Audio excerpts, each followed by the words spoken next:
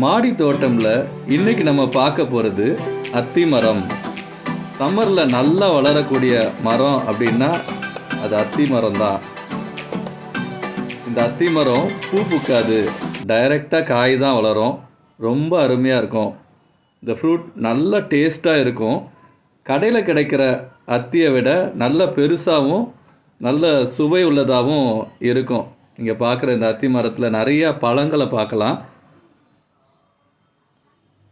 ரொம்ப நெருக்கமாக கிட்ட கிட்ட அநேக காய் எங்கெல்லாம் கிளை வருதோ அதிலெல்லாம் நம்ம காயை பார்க்க முடியும்.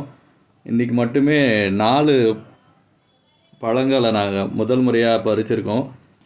ரொம்ப ஒரு ஹாப்பியான ஒரு நியூஸ். இந்த ஹாப்பினஸை உங்களோட கூட ஷேர் பண்ணிக்க நாங்கள் ரொம்ப ஹாப்பியாக இருக்கிறோம் வித் மை சில்ட்ரன்.